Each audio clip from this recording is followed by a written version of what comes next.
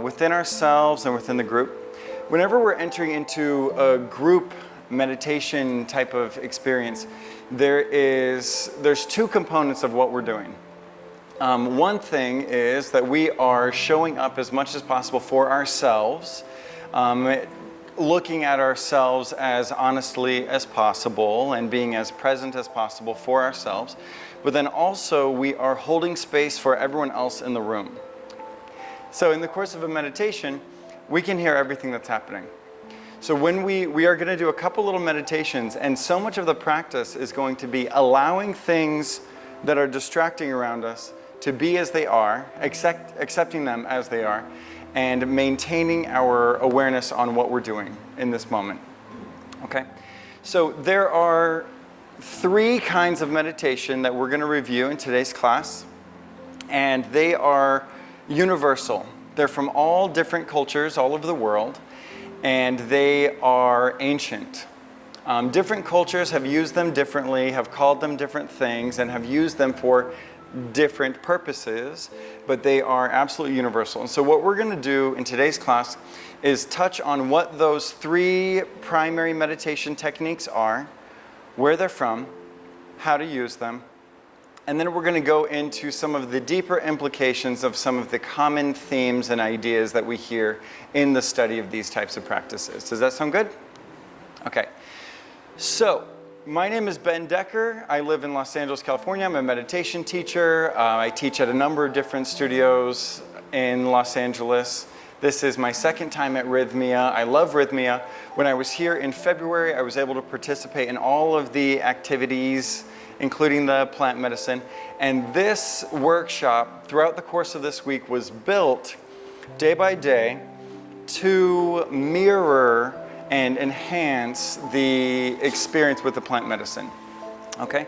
So the workshop this week, does anyone know what this week is called? Know Thyself. Thank you. Okay, someone read it. At least one person. Okay. So Know Thyself. The Greek aphorism, Know Thyself, was said to be written on the courtyard of the temple of Apollo. Apollo is known as the god of light, among many other things. So in the Greek tradition, knowing ourselves is associated with light.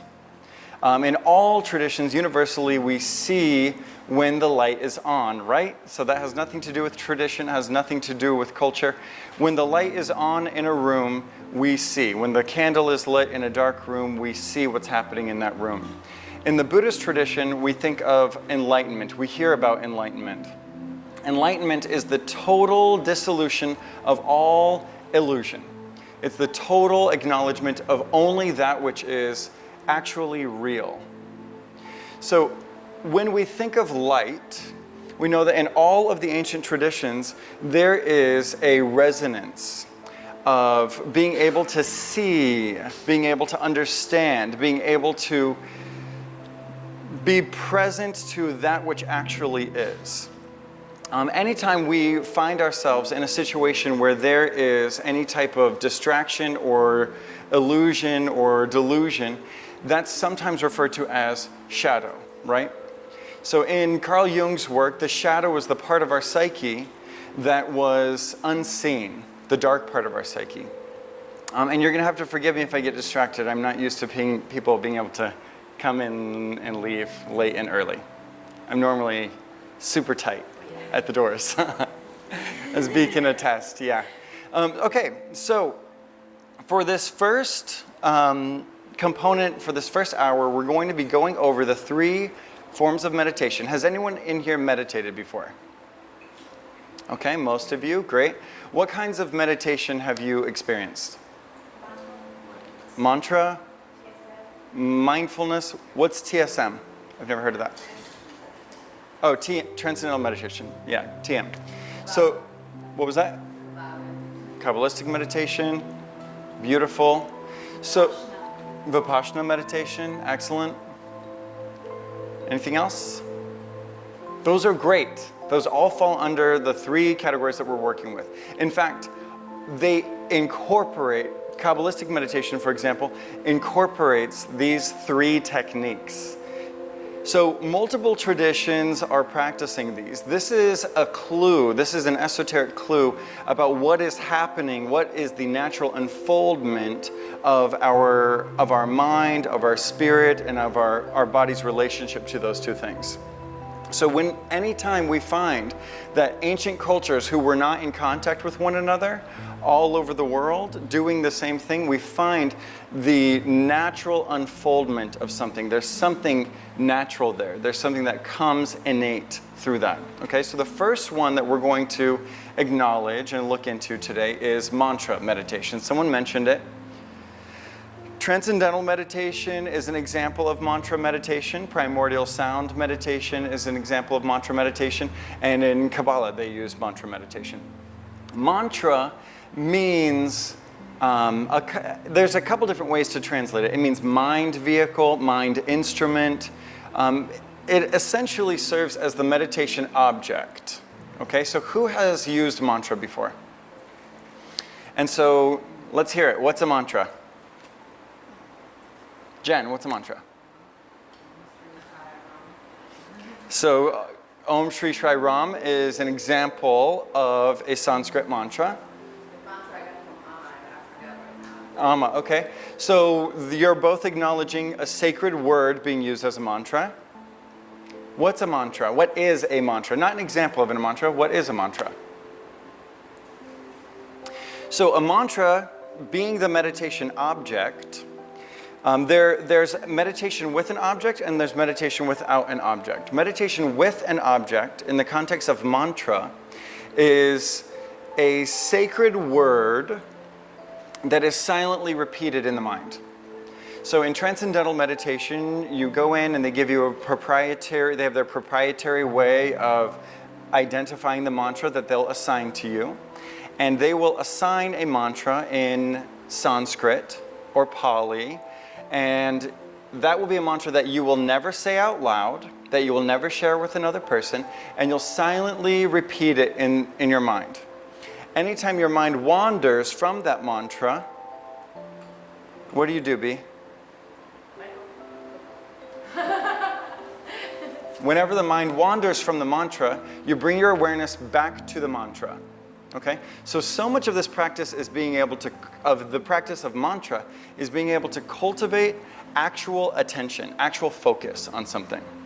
So contextually speaking, when you would find yourself distracted by something, you would bring your awareness back to what you're actually doing. So in the context of a mantra, for example, a mantra could be Om. And if you're silently repeating the mantra Om in your mind, and you find that you're distracted by something else happening in the environment, you would notice that you've gone distracted, that you've gone rogue mentally, and you would bring your awareness back to the mantra, back to Om. And so sometimes we'll pair the mantra with the breath, so that you're, like, So Hum is a beautiful mantra. Has anyone ever done I am? Yeah. I am, yeah, exactly. And so Hum doesn't actually mean I am. But that's the closest thing that we can translate to mean I am, because it's actually the sound of the breath. So was created to remind us of the sound of the inhale, and hum was to remind us of the sound of the exhale. So hum. And so in the context of a mantra-based meditation, anytime there was any kind of thought entering into your mind that was not the mantra, you would simply return to it. And this is actually a really cool technique, because what it cultivates within your mind, within your constitution, is the ability to focus. The ability to choose to be focused even when you know something else is going on around you. Even when you hear that the dog is chewing up a toilet paper roll in the other room, being able to bring your awareness back to whatever it is that you're doing. Has anyone here ever been in traffic before? When you're going from point A to point B, if you're going to go, let's say, where do you guys live? I heard. Where do you live, John? Miami. Let's say Miami. Any of those places could have worked. Let's say you're home and in Miami, and you schedule a spa appointment. You've got a massage later today, and you are so excited about that massage, and you have the whole day off, and you've decided today is going to be a day of healing and relaxation and sort of culminating in that massage. You decide to meditate, maybe you take a bubble bath at home, you're preparing yourself for it, you're ready, maybe you go all out and get some essential oils and you're feeling good. You get into the car, you start driving to the spa. Maybe you left a little bit late because of all the essential oils and all of the prep for that massage. And maybe you're feeling like you really want to be on time for that massage. You're concerned. The receptionist on the phone told you, you won't get a full massage if you're late. There's an appointment right after you. It's a 90-minute massage. Congratulations, 90 minutes. That's a great massage. If you are 5 minutes late, that's going to be an 85-minute massage. And so if you are in the car driving to that massage and you start to experience the distracting thoughts of, oh my gosh, I'm late. Why are these people driving so slow? I'm late. You're on your way and someone cuts you off. What happens when someone cuts you off? You get angry, mad. So I can barely hear you guys. Let's hear it. He flips them off. You flip them off. Yeah, you honk the horn. You react. In short, you react somehow, right? And sometimes when we're not feeling super disciplined of mind, traffic can actually throw us really off our beam, right? Something as little as traffic. Jerry was speaking earlier today about a fight about who spends more time on the airplane, right? Not a very important fight. They're not talking about their fundamental views of the world or how to raise the children or anything like that. They're talking about something a little bit inconsequential, right? So when we're in traffic, it's actually kind of inconsequential, right? When someone cuts you off, if there's been no damage to anyone's car and everyone's okay, everything's fine, right? What can sometimes happen is we get thrown off and we get angry and it changes our entire energy. When our energy gets thrown off and we're no longer in Jenna's I'm so excited to go to the spa mode, we have an opportunity in that moment to become aware of our triggers. Anytime something comes in and provides enough contrast to throw us off our beam, it gives us an opportunity to become aware of something that's going on within ourselves. Okay? So what the mantra practice will actually help you cultivate is the ability to notice that that person just cut you off, but not actually get pissed off, not actually get triggered, not actually cuss them out, not actually tailgate them and whatever kind of road rage activities you want to engage in. The idea is that we are cultivating our ability to focus, to get back to our lives, to get back to what you're actually here for.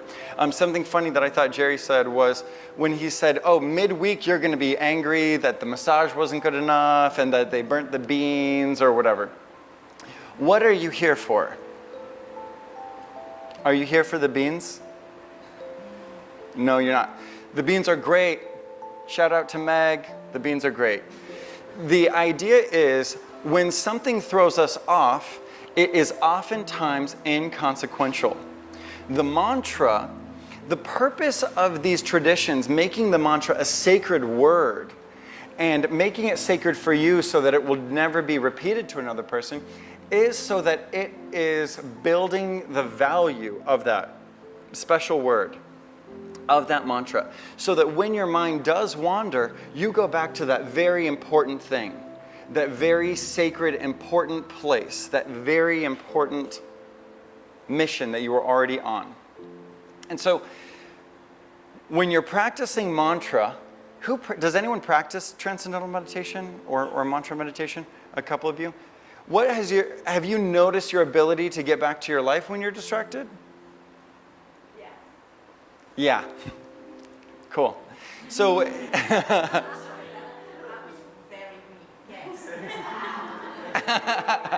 no, yeah, worked. That communicated the message, definitely. And so in all these different traditions, there's at least that one component that we're practicing. We're practicing our ability to remain focused on something in spite of distractions. Another component of mantra, has anyone ever used an affirmation as a mantra? A lot of times we use the word mantra to mean affirmation. Someone recently said to me that they needed to change their mantra about food. And I was like, well, what's your mantra about food? And they went on to explain that they were aware, their own thoughts about food were, I can't eat in front of other people. I need to eat in private. People will judge me for what I'm eating.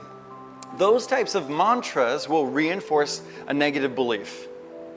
And so there's a kind of mantra where we don't know what the word means, and we give it a sacred meaning. And that offers deep importance for the mantra, so that in other parts of our lives we remember what is important, and when we find ourselves distracted from the mantra, when we find ourselves distracted from what we're actually doing in our lives, we bring our awareness back to what's important. We bring our awareness back to the mantra. When we are using an affirmation as a mantra, what's an example of an affirmation? I'm strong, I am. I am is a really beautiful one because that is the mantra of presence, being present. I'm here right now, and that is the ultimate guiding focus of all meditations, to show up in the moment that you're actually in.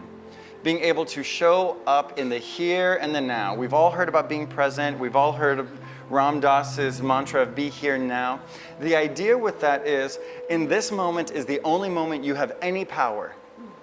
In the now is the only time you are strong and capable in any kind of way. Has anyone ever made a mistake? Okay, a couple of you. So have you been able to undo that which has already been done? We might be able to make restitution, we might be able to make amends, but we can't undo that which has already been done. We can't unring the bell, right? So often we focus on the mistakes that we have made in the past. We judge ourselves, we hate other people for the mistakes that they have made. How many people worry about the future? Where will I be? What am I becoming? How will I pay the bills? Will I die alone? How will I die? I have a friend who is going through breast cancer treatment right now. Such a bummer. So sad, so hard to watch, so hard to be there and see her. And she sometimes is worried about the future. She's worried about her daughter. All she can do right now is do everything she can do, right? All we can do right now is do everything that we can do. We can prepare for the future. Having the abstract part of our mind that can acknowledge and imagine and envision the future is powerful. That's an important part of our mind. But where we live needs to be in the present moment. Acknowledging the abstract of the future, remembering that which has taken place in the past. Regret is an important feeling. Regret is important. How else would we know to never freaking do that thing again, right? Experiencing what Marianne Williamson calls righteous regret. We don't want to be in the throes of regret and self-judgment. We want to acknowledge what we don't want to do again. We want to acknowledge what didn't work out for us. And so in this moment, we have this incredible power of remembering that which has taken place and allowing it to inform our decisions now. In this moment, we have this incredible power of envisioning the future, of seeing what's happening and imagining what will unfold from that which is happening. Have you ever seen someone who's about to drop something or they're about to trip? Have you ever seen a disaster about to happen? We can see into the future in certain ways, right? In this moment is the only moment that we can actually help intervene.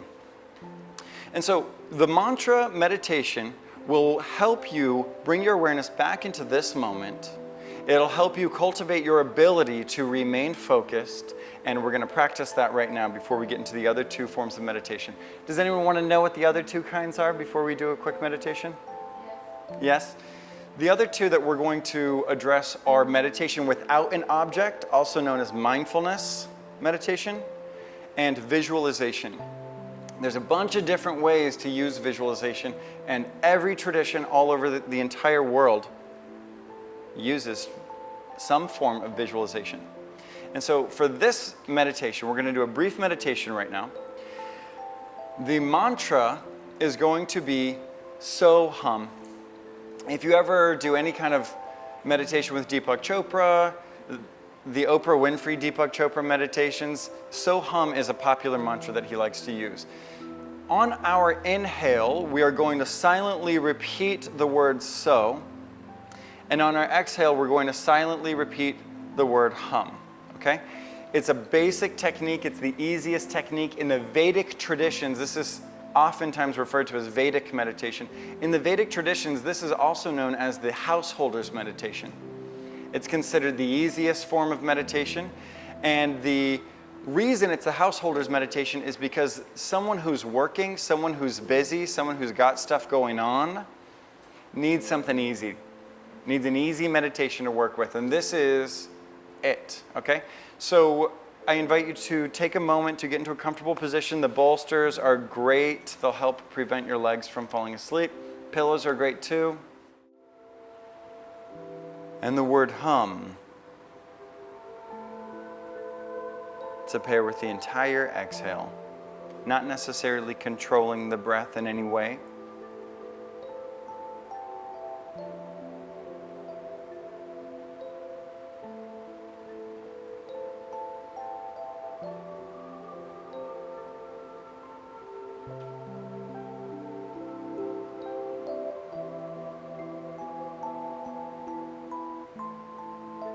So hum.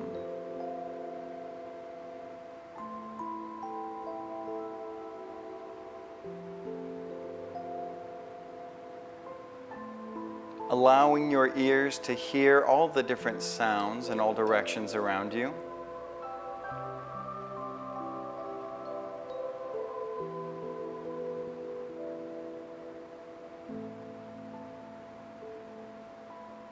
Allowing your body to feel all the different sensations it's feeling.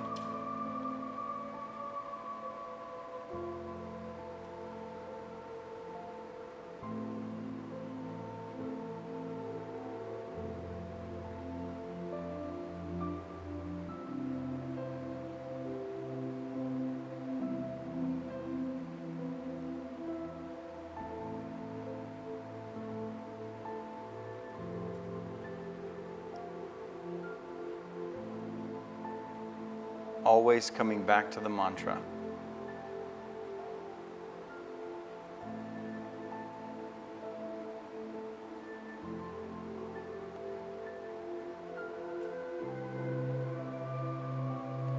Noticing the different thoughts that come to mind.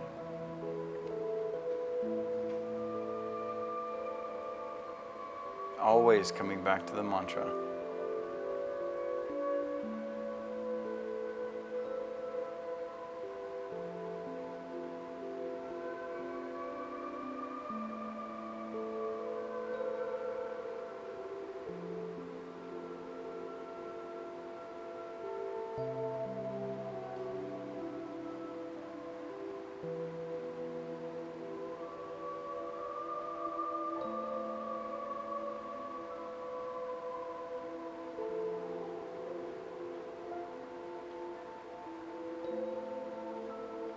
Disengaging from any tension held anywhere in the body.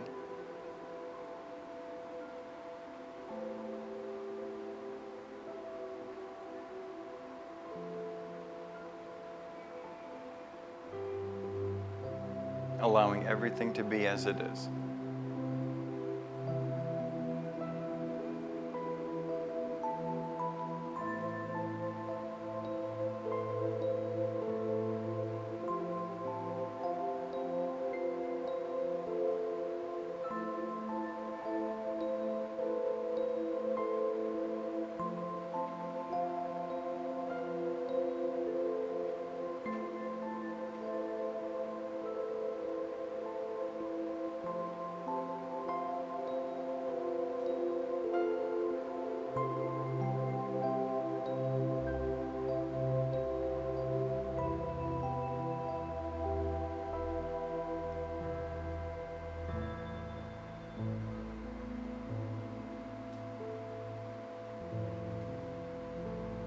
So hum.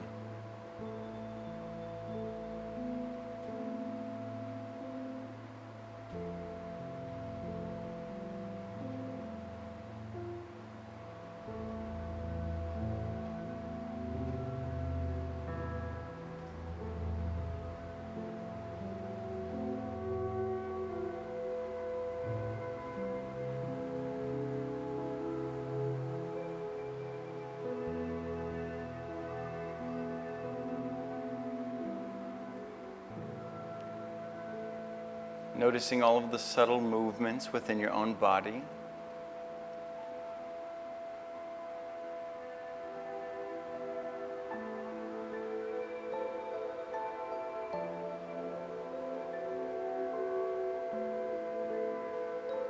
Return to the group. Most of you laid down, so go ahead and sit back up.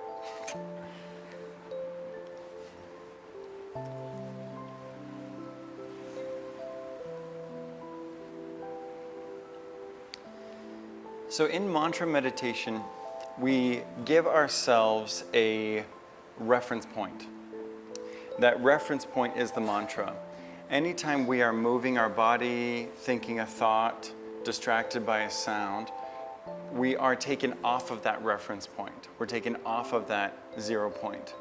And the idea is to bring our awareness back into that mantra. Anytime, so many people will say, oh, my mind was wandering that whole time. I'm such a bad meditator. And the reality is, there's not really a good meditator or a bad meditator. There's a good meditation. There's a less relaxing meditation, But the idea here is that going to the gym and performing the actual ritual of the actual exercises, you will, in time, experience results, right? Sitting in meditation, doing the actual practice, and only you can know if you actually did it. Only you can know if you're actually doing it. When your mind wanders and you bring it back to the mantra, that's 1 rep, just like at the gym. So it's not about silencing the mind in a way where you are only hearing the mantra and, I'm doing such a bad job because I keep hearing the dog scratching the window or the air conditioner turn on or someone cracking their knuckles next to me or whatever it is. It's that you are doing it.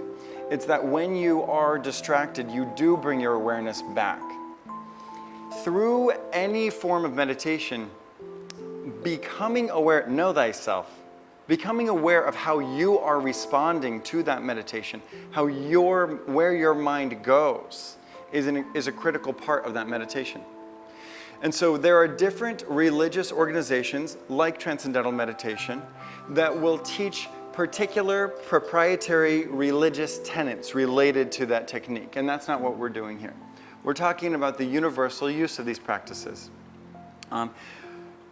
What distracted you from your mantra? The duck? Nothing? You were on it? Yeah. All right, Jen. Gold stars over to Jen.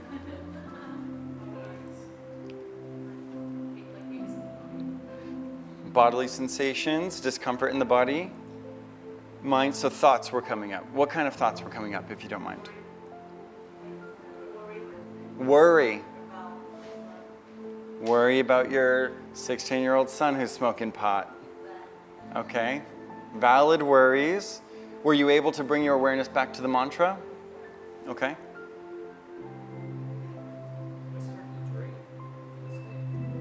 That's usually why we don't lay down. Rock and roll. So you were having like visuals and dream-like thoughts, states. And so when that does happen, when we're in that state, in a dream state, becoming aware, just like Jerry was saying in the ayahuasca ceremony, when you can actually see what it actually is there's something for you in it. Anything that comes up in a meditation is what your subconscious is offering you up right now. It's offering you it's putting it up on the altar. It's giving you the opportunity to deal with it. It's giving you the opportunity to alchemize it. If you're experiencing distraction in the environment, that's one thing. Bring your awareness back to the mantra.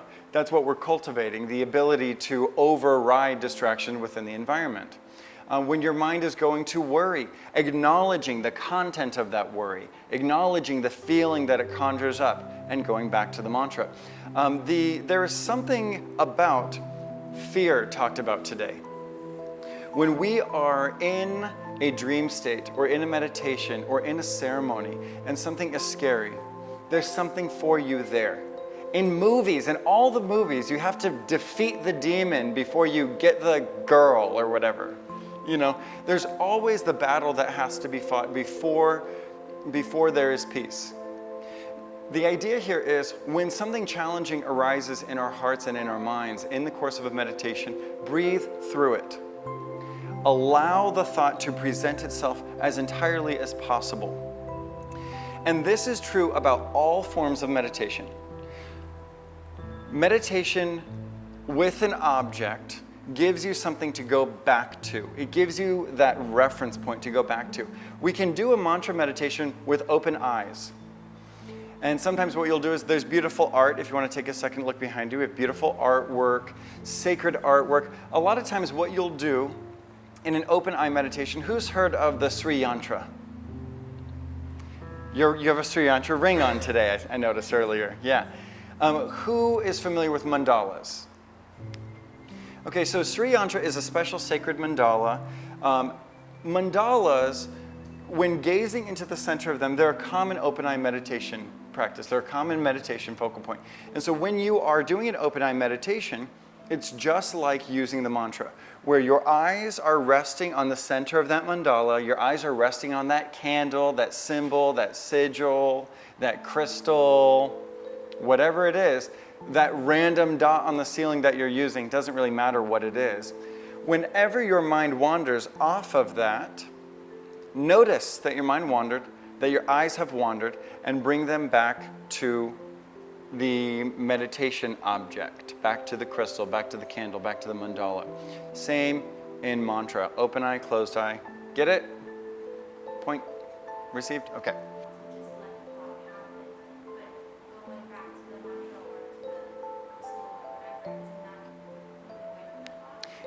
So in the context of this particular practice of meditation, for the purpose of the recording, I'm going to repeat the question.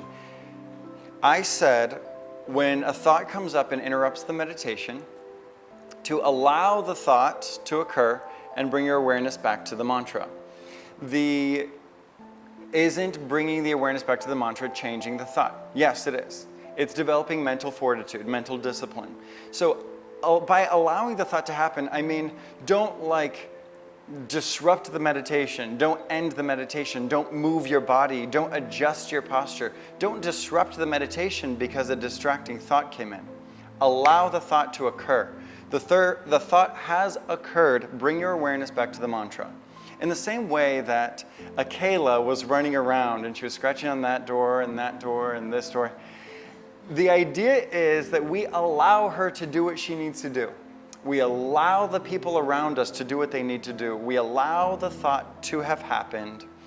We allow it to be as it is and bring our awareness back to the mantra. Sometimes we don't know that we've been distracted by a thought.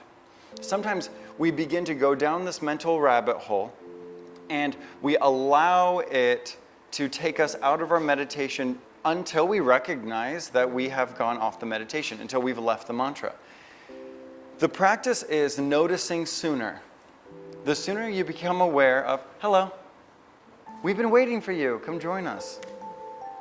I think there's a seat over there in the back. So the idea is when we develop mindfulness, when we develop a practice of meditation, we start to become aware of the distracting thoughts earlier on in the process. We start to become aware of things coming toward us earlier on. So this is true about every form of meditation. We become aware of what is triggering us, what is throwing us off, what's distracting us. We become aware of our habits and our patterns earlier on in the process. Earlier today, you and I were talking about ritual. And how sometimes when we engage in an unhealthy habit, it's out of ritual.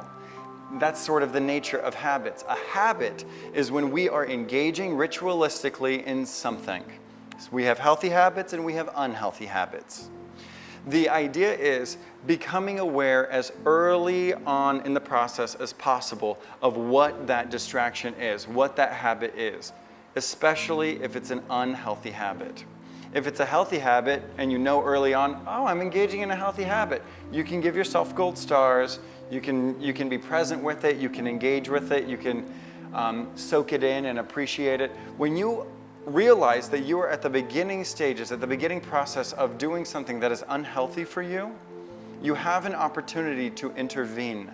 You have an opportunity to stop, redirect, and do whatever it is that you need to actually do in that moment. Okay? So that's mantra meditation.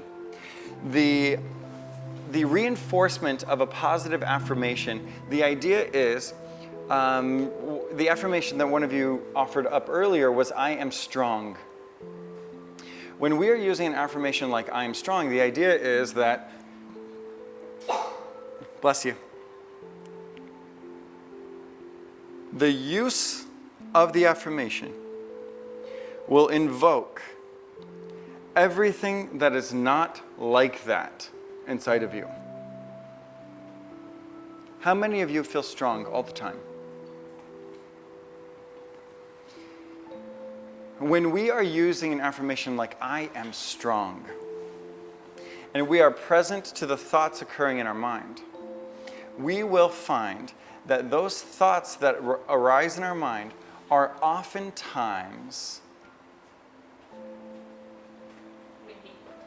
got it, are oftentimes indications of where we are not strong. Is that making sense? I know everyone's distracted by the movement in the room. Okay. So when we're using an affirmation like I am strong, what is it invoking? It's not necessarily memories, thoughts, experiences of when you were not strong, when you didn't feel strong, circumstances in which you don't feel powerful, where you feel weak mentally, where you feel weak physically. And so the use of an affirmation is very powerful as a mantra because it gives you the opportunity to focus with laser-like precision on a particular issue that you want to work on. If you're feeling like you are disconnected from your partner, if you're feeling like you aren't strong, if you're feeling like you can't keep up with things at work, if you're feeling like blank, there is a mantra, an affirmation that you can use that will help you reestablish that. As those thoughts that make you feel not strong come up, you have the opportunity to see them for what they are. And just as in the ayahuasca ceremony where there is a hidden message for you in everything that comes up, there's a hidden message for you in everything that comes up in meditation. And I definitely recommend cultivating a meditation practice because in the same way that you can dive deep in a week like this week where you have everything set up for success for you, you can do that in a little ritualistic practice for yourself every single day, where you can give yourself that moment of meditation, where you can check in. When you're depressed, when you have anxiety, a meditation will give you indications of where in your body you're feeling that depression, where in your body you're feeling that anxiety, and the thoughts and circumstances that are connected to that. So the unfoldment of the realizations from that point happen naturally. In the Buddhist tradition, one of my favorite traditions to explore, it says the light of your awareness is all that is required for transformation to occur. So that means the light of your awareness, that means becoming aware of that area where you feel weak, becoming aware of that circumstance where you don't feel good, where you feel triggered in whatever way, becoming aware of it is the first thing, is the first step in the transformation. In fact, it's all that's needed to occur. The 12-step program, the first step, what is it? What's the first step? Basically acknowledging the problem. And so acknowledging the problem is our first opportunity to look at it, right? to look at it for what it is, to learn about it, to see the different dynamics of that problem and begin to transform it. And so in meditation, when something arises, we have this practice of cultivating a detachment from that which arises within us, where we recognize, like Jerry was saying, that we're actually something in there observing that which occurs, like a movie. When we watch the thoughts that come up, and we can acknowledge and allow the light of our awareness to gradually seep deeper and deeper into the depths and shadows of our psyche, we can become aware of what we need to work on. We can become more aware of the things that are blocking us and preventing us from experiencing the things that we want and need to be experiencing in our lives. What was that? Yeah, we witness it. Witnessing it, observing it, acknowledging it, seeing it. That's why sometimes we like to say, hear the sounds, rather than listening to the sounds. Does that make sense? So the second kind of meditation that we're going to address is going to actually be the visualization practice, because it also is meditation with an object, just like mantra. And so meditation with the object of the visualization, there are a few different ways to do it. And different ancient traditions have different perspectives on this, but there's one thing they all have in common. And I'll say it in Christianese. Seek ye first the kingdom of God and his righteousness. What does that mean? In the Buddhist tradition, they say, for the benefit of all beings. In other traditions, they say, for the highest possible good. And so when we're utilizing visualization, I know there's this whole movement of using visualization to achieve goals and to manifest things. The word manifestation has totally permeated into the collective consciousness. The idea of using a tool like visualization to wrap our minds around something we want to experience or achieve or have in our lives without the highest possible good, without tuning into the kingdom of God, without the benefit of all beings, is considered black magic. In almost every tradition, without tethering our goals and our intentions to the highest possible good of absolute harmlessness, the highest possible benefit for all beings, it's considered black magic. Why is that? Selfish. And selfishness, it's not that you're not important, because you totally are. You're super important, and your life matters. And the way you feel and how you live and the things you experience matter. They're important. They are totally important. It's not that it's just about you. It's not just selfishness as we think about it. It's that selfishness itself is based on the premise that we are separate. That we are living separate experiences that are not connected, that don't impact each other. We've all heard the Buddhist phrase, we are one, right? Have you heard that? Have you heard that?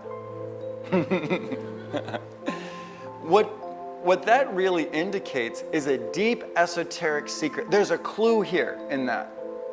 A very important clue in recognizing our relationship to one another.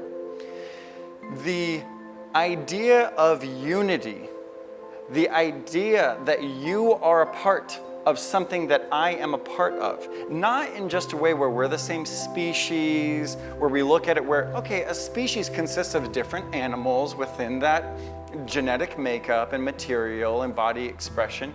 It's so much deeper than that. And it's also so much bigger than that.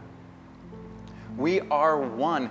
In the beginning, what was there in the beginning? In all traditions, it's the same. What was there in the very beginning? Boom. The Word. And the Word was that which created the beginning. Even before the beginning, there was that which created all other things. God. God was there. There's this idea in all traditions that there is this magnificent, infinitely powerful force of consciousness that existed before all other things. And the first thing that was created, the first thing that existed even before light was vibration, was word. It's like, I heard someone in a lecture recently refer to it as God shuddered. God shuddered. God had a shiver. God moved. The first movement ever. The first word created light. And actually, in all traditions, light is the first creation. Holy moly. Acknowledging the reality that these traditions had no contact with each other on this planet. The first creation was light. That's cool. That's important for us to tune into. When we tune into the light of our awareness, we're tuning into something so ancient, so primordial, so divine. When we go into any form of energy healing, like Reiki or Qigong or pranic healing, is anyone a Reiki practitioner in the room? I had a feeling. So what's sort of the visual that's traditionally paired with utilizing Reiki? All I know is that God's love energy comes through me and through my hands, and I don't know what's other than that. Okay, so the visual that's typically traditionally paired with that is light. That's what I was going for. But yes, I liked what you said. It was beautiful. Thank you. The visual that's typically paired with it is light. It's illumination. The idea of illumination and enlightenment is the realization of our connection to each other. It's tuning our awareness to the ancient creation of light, to light, which was God's first child, God's very, very first creation, light. Let there be light. And in our meditation, when we are allowing our awareness to settle deep into our psyches, and even in ceremony, when we're allowing our awareness to dive deep within whatever tool we're using, whether we're using a mantra or we're using ayahuasca, diving deep within, let there be light. Let me know what there is to be known in here. Let me know myself better. Let me know what I'm working with. Every form of meditation has that component to it. And so in visualization meditation, you can do whatever you want. Free will, do whatever you want. But the idea is, for the highest possible good, for your highest possible good, because we are connected, what's good for the left hand is good for the right hand. When we're tuning in for ourselves, for the highest possible good, when we are seeking the kingdom of God and the righteousness therein, we are seeking not only our own selfish, ego-based, separate needs, but we're seeking our own needs being met to the highest possible fulfillment and the needs of all other life. So in this next visualization, we're going to do something that is a little bit of a different use of visualization than what we will typically do. Sometimes we'll close our eyes and we'll visualize that. You know, has everyone seen The Secret? We love Michael Beckwith. Namaste, Michael. In The Secret, there is this whole focus on winning the lottery and buying cars. Who's seen The Secret? So I'm not just talking about something that no. Okay. So The Secret was a documentary that really utilized the tool, it really promoted the use of the tool of visualization. And in visualization, they would say, tune into like what it feels like to have that thing that you want. And it was like a little bit materialistic. Very. It was missing the esoteric truth of the highest possible good. And so there was this whole generation of people saying, oh, the law of attraction isn't real, visualization's not real, all of that is hocus pocus mumbo jumbo, that's not even real, because I visualized myself winning the lottery like a whole bunch of times, and I never did, you know? When we become conscious of what it is that we're doing, we can do it better. Visualizing making a lot of money. Oh, I've got this money. Oh, I won the lottery. Money itself isn't anything. So the visualization wouldn't be of money. Money is a means to an end. So the visualization would actually need to be the idea of abundance, and whatever that means in the fulfillment of your particular needs, so long as it harm none. Oh, in the pagan traditions, Natalie, way back there in the back, what is the Wiccan Rede?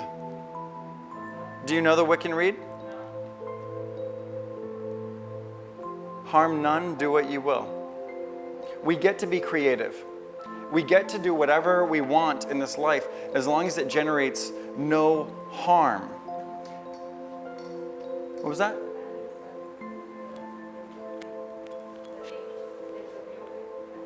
Oh, ahimsa, exactly. In the 8 limbs of yoga, the idea of tuning into the highest possible good, absolute harmlessness, collective awareness, unity consciousness is permeated into all traditions. Why? Because it's actually true. And so have you ever seen someone who was sad and felt sad because you saw them? The implications of unity, the implication of we are one, goes so much deeper than flighty thoughts, than new age phraseology. It goes into deep, deep, deep meaning where we recognize that what we are doing impacts other people. And the sadness of the world, I know so many people who are so successful and they're thriving and they've got like the hot wife and the great cars and the great house and they're like such beautiful people with like total health. They've got the total package, right? And they experience, there's a major epidemic of depression. There's a major epidemic of what the French call ennui, of this like complacency, of boredom. And it comes from a metaphysical perspective from the incredible suffering happening all over the world. If you in your life have found great success, have found great health, and you still are in the experience of suffering, then the spirit world has a message for you. There's some work that needs to be done. There's something that you can be doing. There's something that you can be contributing. And so in this next meditation, we are going to utilize visualization as a way to invoke our experience around something, okay? So when we go into this meditation, I'm going to give you a noun to dream of. I will ask you to bring something to mind. And it's going to be a specific thing. And when I ask you to bring it to mind, notice what comes to mind. And notice the feelings that come up along with it. Notice the thoughts that come up along with it. And notice any sensations in the body that come up along with it. I will guide you through this process. Go ahead and prepare for the next meditation. Get to your comfortable position.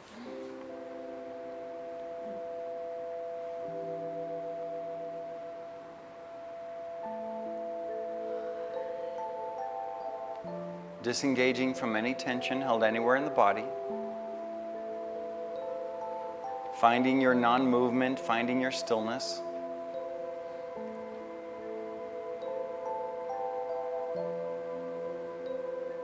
Even if you're not pristinely, perfectly comfortable, find your non-movement. Find that stillness.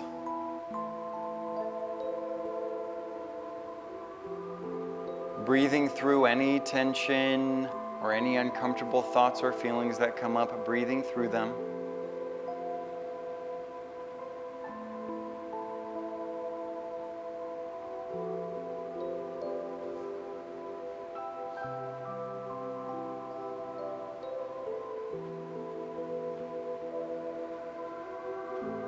Noticing the different thoughts occurring in your mind right now.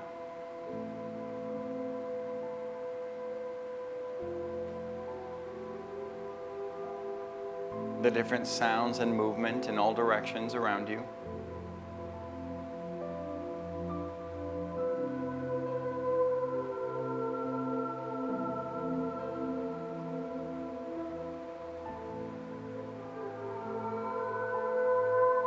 allowing everything to be as it is.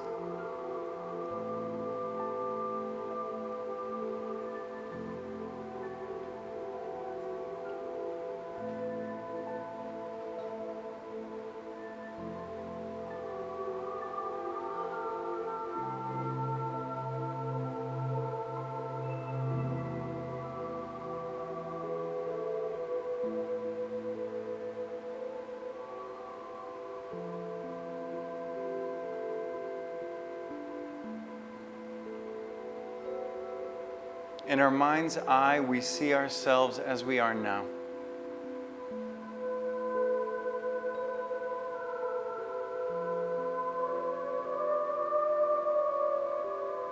Seeing our body as it is.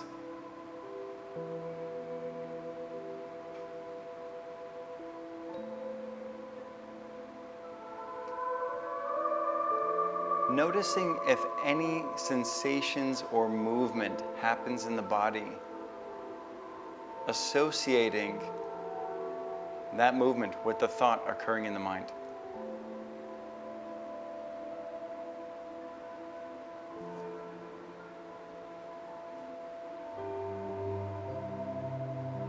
Finding your non-movement.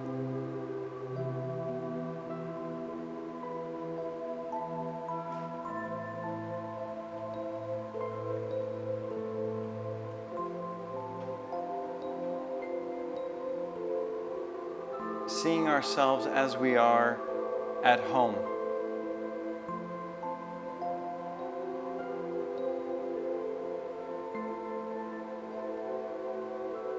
What moments come to mind?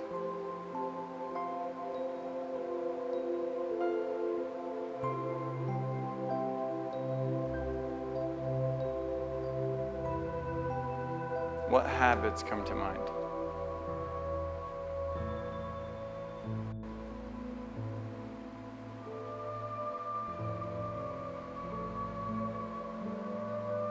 Breathing.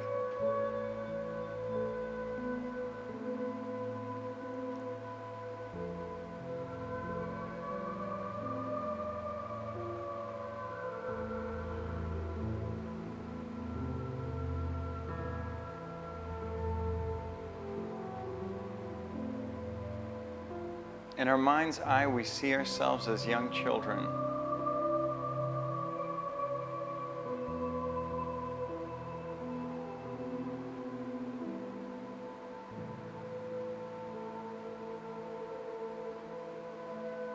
Seeing ourselves in moments of laughter and happiness.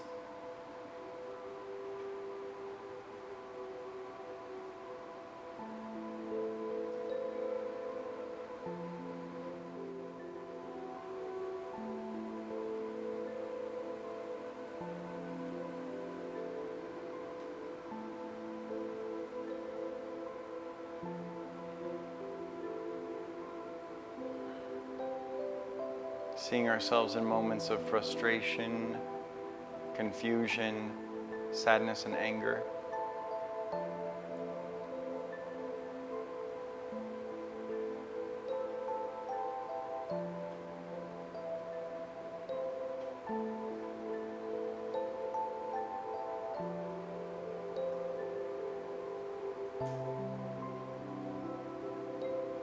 Noticing all of the different thoughts that come to mind.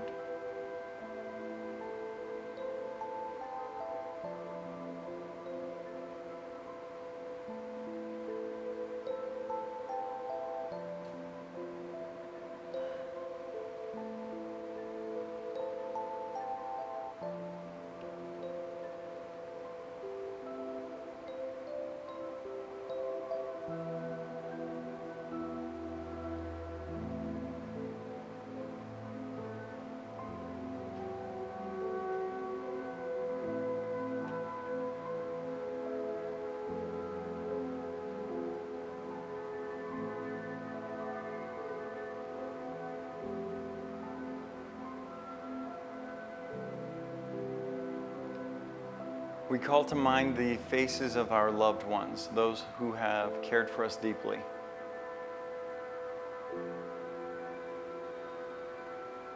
Family, and friends.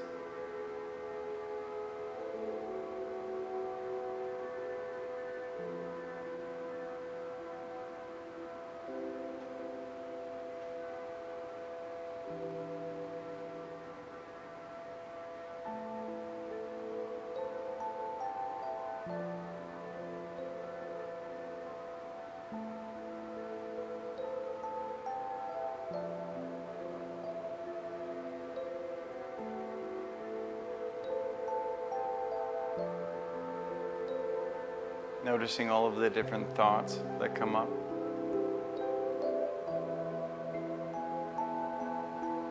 Breathing through them.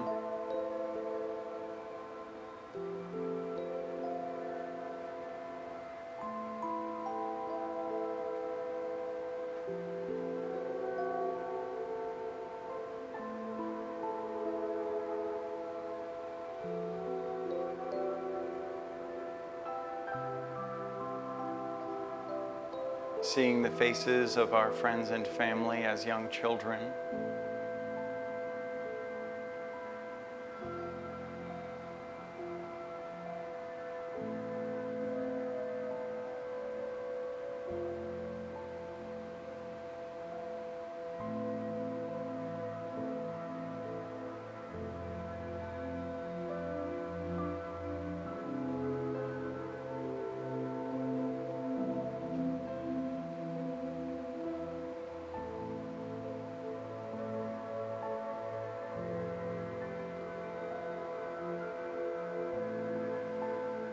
Disengaging from any tension that may have accumulated anywhere in the body.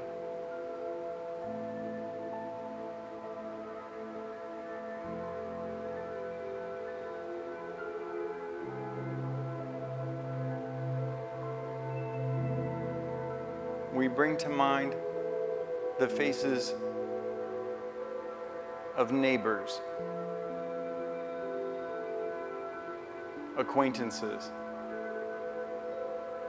public figures, and those with whom we have difficulty.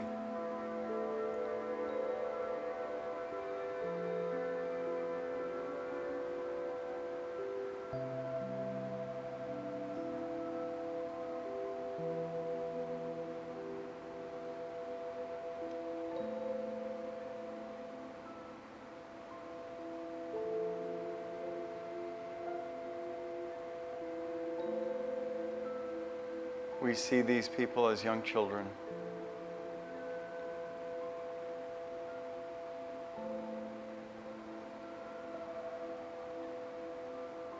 In their innocence.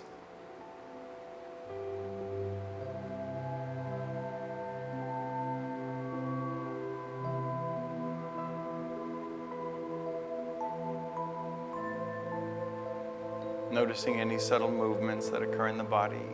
Any thoughts or feelings that happen.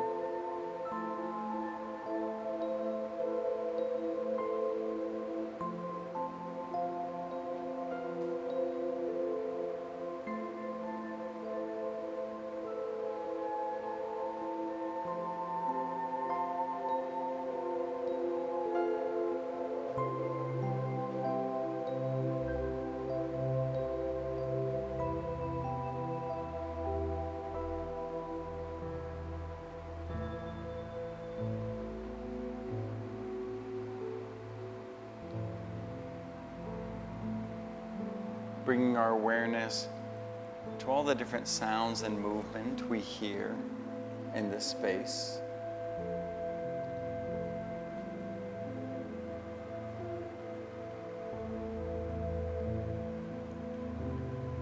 Any sensations in the body.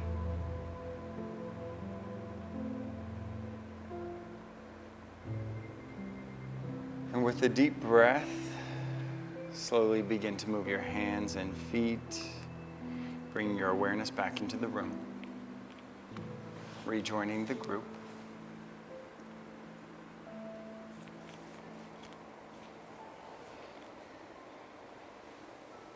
What kind of thoughts came up? Maybe memories? What kind of thoughts came up when we first saw ourselves as we are now, seeing our body as it is now. Did everyone have pristinely supportive thoughts about your body? Everyone felt really happy about everything they were seeing? Oh, okay. What came up? Maybe our insecurities, parts of our body we don't like, right? Is any of this resonating?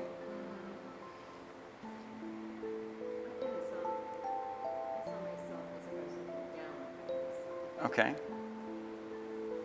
So you noticed that you subconsciously chose a perspective looking down at your physical body, physically looking down toward it?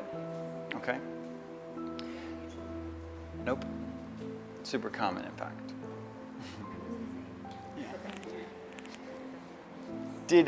Was anyone able to notice, and this requires some actual discipline of the mind. So, was anyone able to notice their body move in conjunction with particular thoughts? When we get into meditation, we access a relaxed state so that we can notice what thoughts cause stirring in the body. Did anyone notice even subtle adjustments at particular parts of the meditation? In this type of practice, we start to become aware of uncomfortableness that we feel around certain individuals, certain thoughts like about our own body. That's a good one to start with because we are so mind controlled culturally to hate ourselves and to hate our bodies and to want to change our bodies and to want to cut our bodies open and suck out lipo. No offense, Jerry, because he had that plastic surgery business. That's what that was about. Anyway, so, but the idea is that when we are in meditation and we invoke a thought and we call something to mind, we gain insight around that thought. Insight meditation is a particular kind of meditation, also called Vipassana. Vipassana means insight. And in that kind of meditation, which doesn't use an invocative object like we used in this visualization, it uses the moment as it is. So when we did the invocation, when we invoked the images in our minds, we were asking our subconscious, how do we feel about this thing? What's the deal with this? What are the thoughts that we have around this? What are some unresolved memories, or what are some pleasant, comfortable memories about this particular thing that we bring to mind? And so in a straight up Vipassana meditation, in a true mindfulness meditation, there is no object. We're not bringing something to mind. So while we were able to gain some insight on our relationship to our body, our relationship to our family members, our loved ones, our relationships to those with whom we have difficulty, did everyone bring to mind someone with whom they have difficulty? Was that easy to do? Did someone come to mind automatically? For most of you? Okay. And so when that came up, when that person with whom you have difficulty came to mind, what did you experience? What kind of thoughts came up? Anxiety. You felt anxiety, you felt compassion, you felt anger, so those are feelings that came up. Great. Anything else? Frustration. Did anyone experience thoughts that were occurring in the form of statements? For instance, that bitch.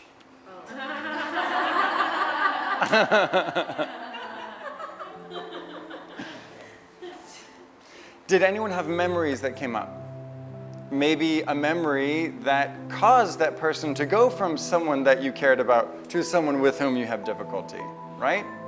Maybe the challenging experiences that you had with that individual came up. It is so special and important that you were able to experience compassion in that moment. The idea here is that as we bring our awareness into all of the different qualities and dynamics of how we feel about those people, we begin to be able to heal them. When we are, someone who I care about recently told me, when we can see someone else's trauma and not get triggered, that's how we know we have actually healed that part of our trauma. What are some things that we've dealt with in our lives? What are some challenges that we've dealt with? If you're open. The death of a loved one. Okay, that's a perfect example. Let's go with that one, because you're the only one that said anything. So most of us have experienced the death of a loved one. And if not, congratulations, it's a really challenging experience. But also, most of us in the course of our lifetime will experience that a number of times. So when we are in the presence of another person who is experiencing grief, and we have unresolved grief, that's not going to be fun for us. It's not going to be easy. We're not going to be able to be there for them. We're not going to be able to hold space for them. When we have unresolved sadness and grief around the loss of a loved one, and our friend loses a loved one, we don't have the fortitude and the wherewithal to be with them in the same way as if we have resolved our own grief. Does that make sense? Okay, and so these kinds of meditation are really special and important because it gives you insight into what triggers you. What is still triggering you is an indication of something that still needs to be released. Okay, so this last meditation that we're going to do is a straight-up mindfulness meditation. It's going to be relatively brief because we have some interesting stuff to talk about after that. And in this meditation, we're not going to be using any kind of object. This is meditation without an object. In this meditation, we're going to allow our subconscious to present something that you need to look at. In the same way that in ayahuasca, I loved Jerry's thing today. I was like, oh, he's got it. Can we just copy and paste this whole talk and say meditation every time he said medicine? When we are in meditation and a thought comes to mind, the reason we want to allow that thought to come up is because we want to see it for what it is. Right, B? We want to see it for what it is. We want to feel it for what it brings up within ourselves. And that's the important part about non-movement. That non-physical discipline that we begin to exercise by holding non-movement in the body. And the reason we say non-movement instead of stillness, oftentimes we will say stillness, but the reason we say non-movement instead of stillness is because you will be breathing and the heart will be beating. And so in this last meditation, we want to tune into a place where the only movement in the body is a result of the beating of the heart and a result of the movement of the breath, okay? And so in this meditation, we're simply going to be aware of what comes up in our mind. Sometimes it's going to be very superficial. Sometimes it's going to be just what's occurring in our environment. And this is what's really interesting about the relationship between meditation and ceremony. The 4 kinds of ceremony that Jerry talked about today. The nada experience. What is it? It's the nada.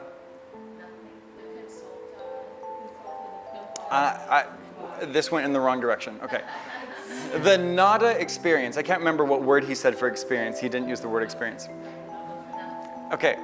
Experience is the word I'm trying to replace. Okay. So when nothing happens, when you in a meditation experience primarily thoughts related to what you are actually physically experiencing right now, that could be qualified as a nada meditation. And that's an important one. When you can access a deep state of equanimity, a deep state of relaxation within the body, what happens is the tension in your body that releases facilitates the condition for energy flow, right? Because that tension in the body is a traffic jam for energy and blood flow. So the release of that tension allows energy flow to move naturally throughout the body. And that energy in the body is divinely intelligent. So it will go exactly where it needs to go in the body. If you have a cut somewhere in the body, it's gonna draw energy to that cut. It's gonna draw energy to wherever it is that needs healing within the body. And so in a nada meditation, where you are aware primarily of the physical sensations in the body, primarily of the things occurring around you. What that is doing is rearranging something on a deep level. It's giving you deep healing in the psyche, deep recalibration and healing in the body. But you do have to tune into that state of stillness, that state of non-movement, the state of relaxed stillness. So it's not a rigid stillness like we sometimes see in really great yoga screensavers, like this, or whatever. It's a relaxed stillness. The posture, I know most of you are laying down, and that's totally cool and it's totally fine.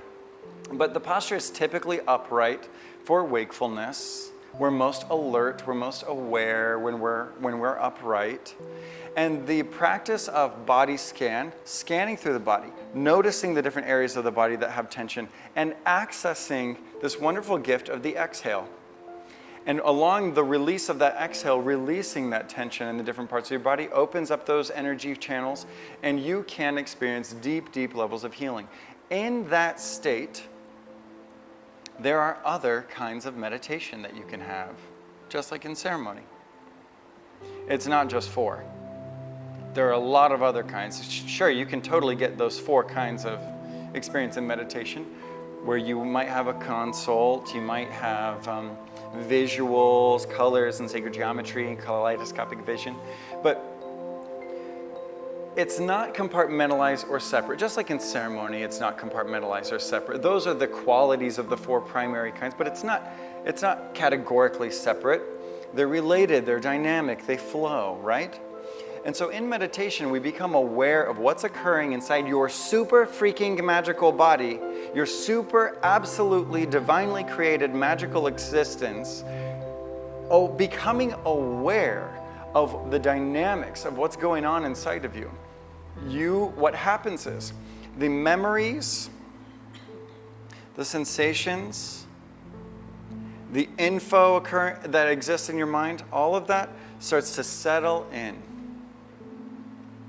And as it settles in, this experience and this experience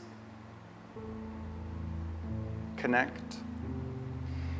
This idea and this idea connect. And in that connection, insight. An idea will come to mind.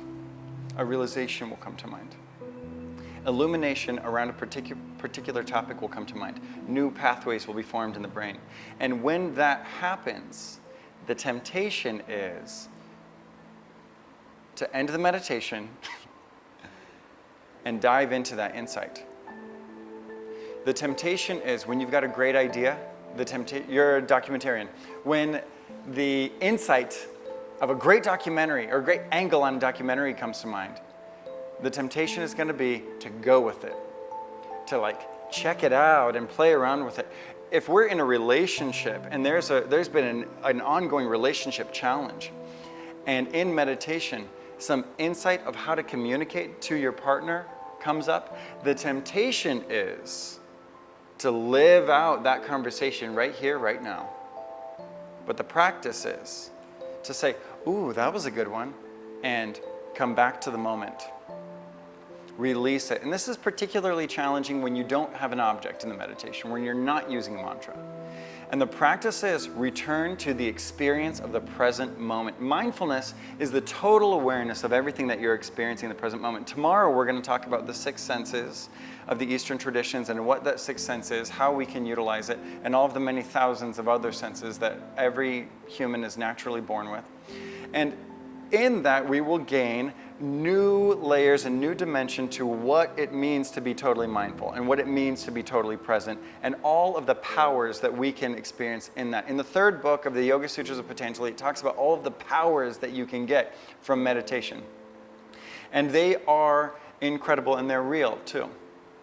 And so in this next meditation, what we're going to do is become aware of our bodies, aware of what we're experiencing, and the practice will be, when a thought comes to mind, no matter how juicy or special or profitable or whatever it might be, to acknowledge what comes up and release it.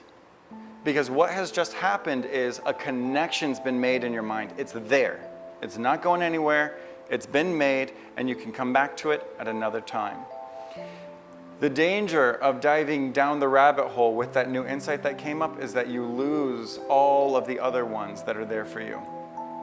And so in a really good meditation, it's not just one insight. In a really, really good one, when you're a disciplined meditator and you can tune into that observer state and you can drop in like that, it's insight after insight after insight.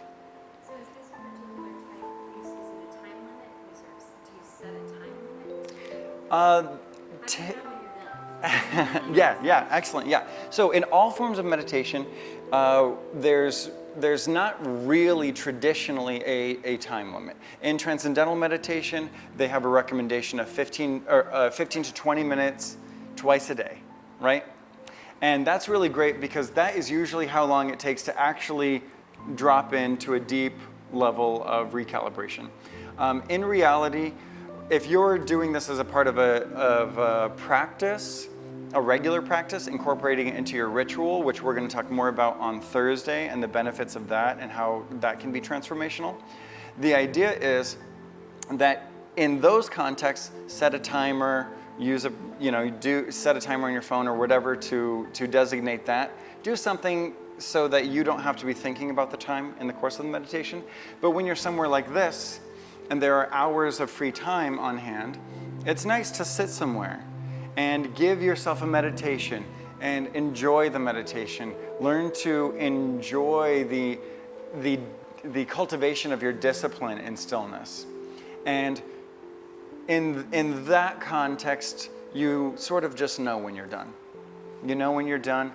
In the same way that I guess it's a little different than if you can hear them talking about, it's time for your next cup of medicine, go up and get it if you can hear them. In a meditation, if you're out by yourself, there's never a time when it should actually ever end.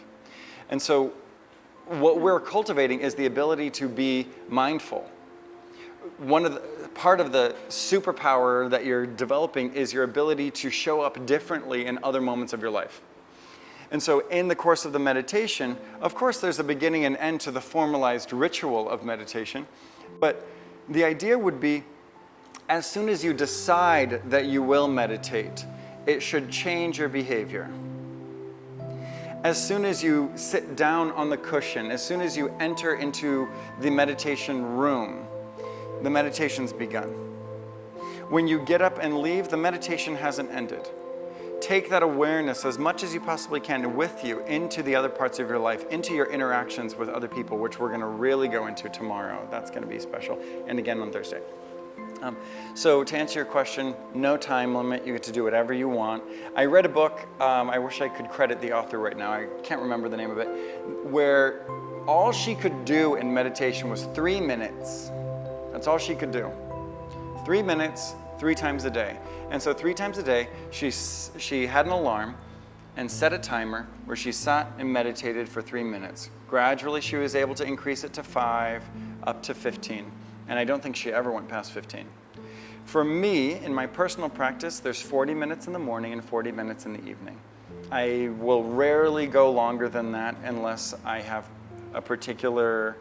I recently had a loved one pass away.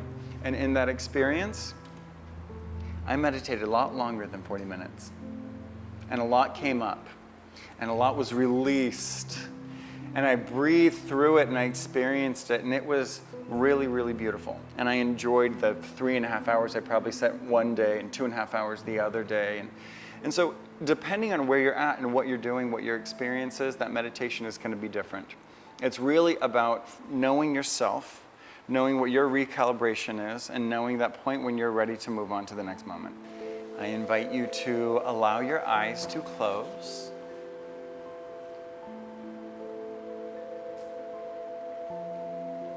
Really allowing them to rest closed, not holding them shut.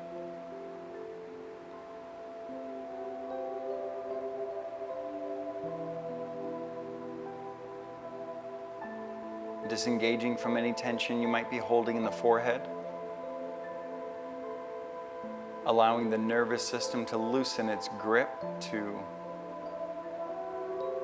Allow the muscles around the eyes, the cheeks, lips, and jaw to decompress and rest under their own weight.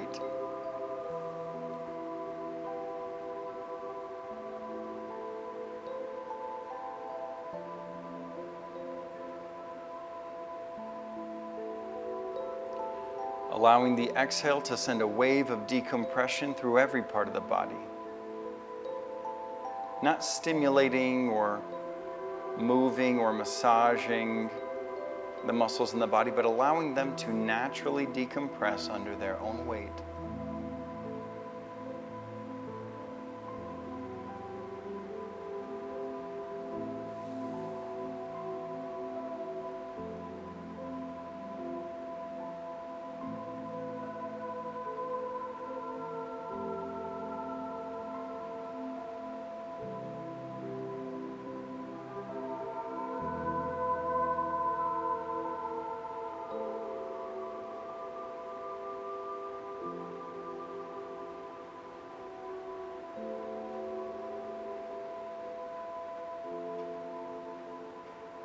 Mentally scanning in all directions around you, noticing everything that you notice.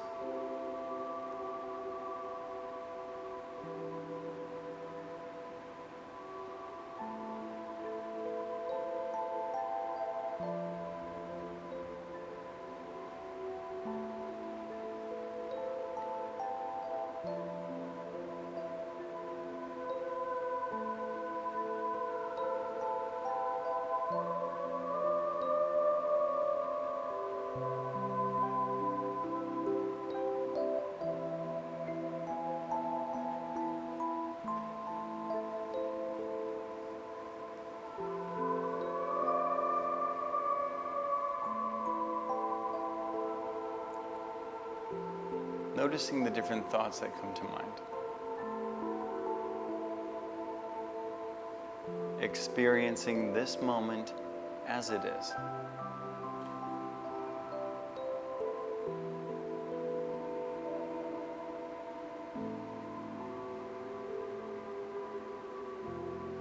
Feeling the lungs as they move.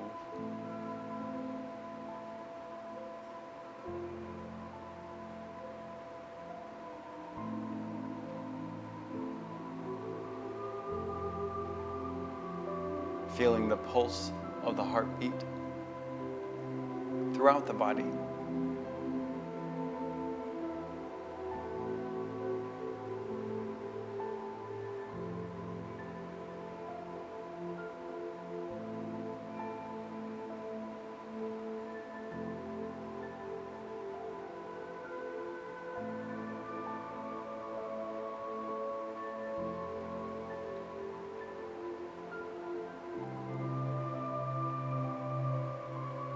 Noticing any impulses in the body.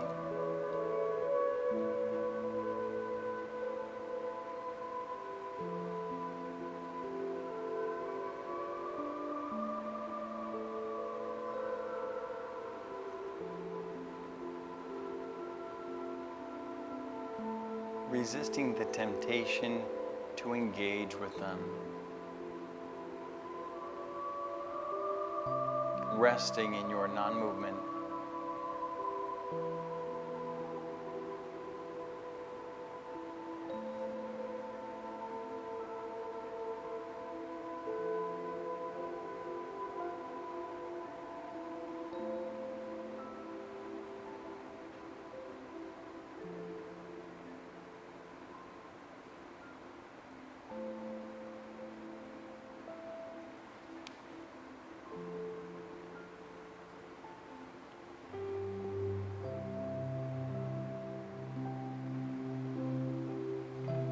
Whenever you're ready, gently blink open your eyes.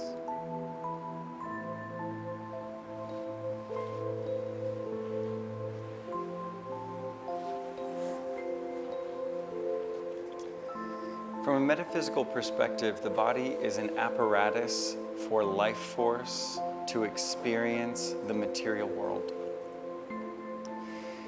The concept of prana, the life force as breath.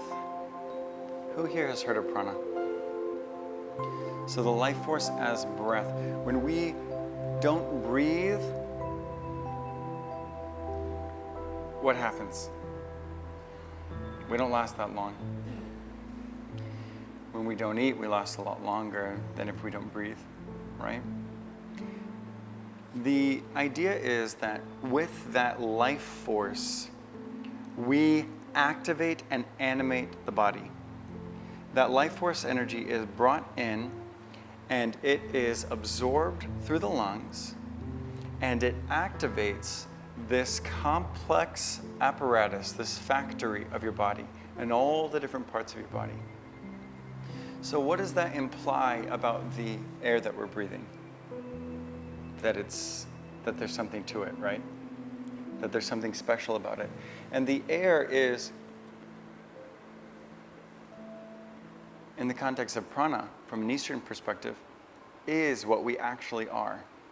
Our breath and the life force contained in the air is actually what our consciousness is born from. And so when we look to the space between us, it seems like we're like a few feet away, right? It seems like you're like over there somewhere. What's filling the space between us? Life force, air, us. The space between us is not, B's heard me say this 25 times. The space between us is not what separates us, it's what holds us together. From a Buddhist perspective, the idea of unity consciousness goes so far beyond, oh, be nice to other people because they have feelings too.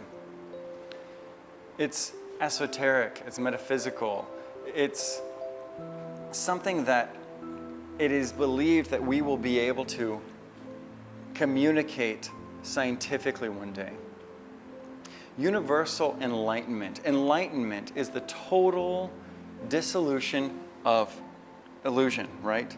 It's the complete awareness of that which is true. And if we're all one, can one of us be enlightened? No.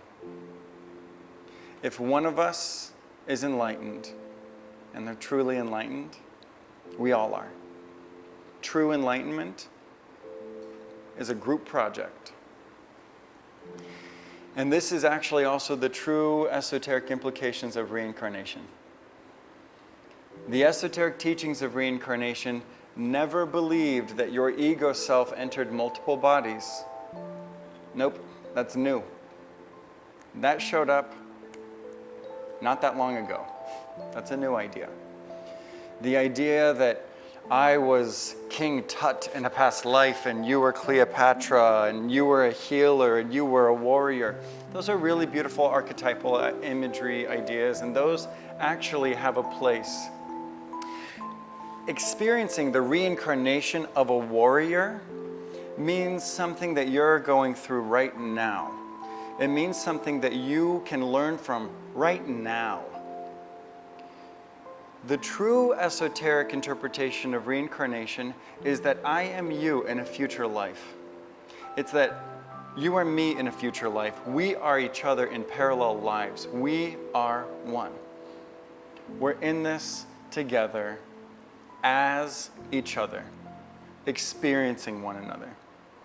And so in that vision, where we sometimes have ideas and visions of experiencing past lives, and sometimes they're visceral and important and special and meaningful for us, right? Some of us have had that. Some of us have had past life readings where we're told these really beautiful things. Sometimes that's not legit. But sometimes it actually is. But it doesn't mean that your spirit left one body and then entered into another body, and that we have these ego separation experiences throughout eternity. What it means from a Buddhist perspective, from a metaphysical perspective, is that we sometimes, when we are going through a challenge, that the unseen worlds of thought can give you an archetypal past life experience so that you can have tools to use in this life. If you're receiving a past life reading and someone's telling you that you were a queen in a past life, there's a chance that they are kind of kissing your ass and like stroking your ego. If you're in an experience and it doesn't feel that way and they seem really sincere and you are totally sure that it's not that, I invite you to look at it from the perspective of the archetype, the perspective of how would a queen operate in this circumstance? How would a queen navigate this? Channel that queen within you. We're connected. Anyone that ever has been and anyone that ever will be is inside of you, is inside of me. We're here together, we're connected. We are one, unity consciousness is the jam. The idea here is transforming our perception from duality consciousness of separation into unity consciousness. And this is such a powerful message that is found in ayahuasca as well. In the plant medicine, almost every time I talk to someone about their visionary experiences in plant medicine, I hear about telepathy. I hear about shared thoughts, shared visions. It blurs the boundaries between us. It reminds us of our unity. It's a natural gift reminding us of our connection to one another and to nature. And so I invite you this week to explore that, explore your relationship to one another, explore your relationship to nature, to earth, to the cosmos, to God. And I'm so grateful that you all came here, that you all sat with me, and that we all shared space, sacred space and meditation. And I'm looking forward to spending the week with you. Thank you all for being here. Any questions? You're allowed to get up and move on with your life if you don't have a question. But if you have a question, we can talk. Which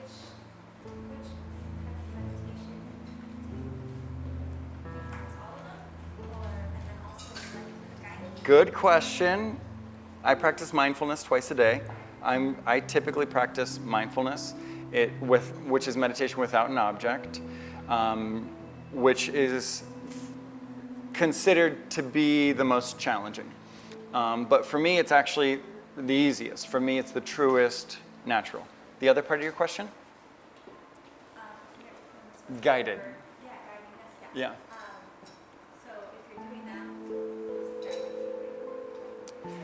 you? When you are in a mindfulness meditation by yourself, rather than having someone guide you, the present moment is the experience.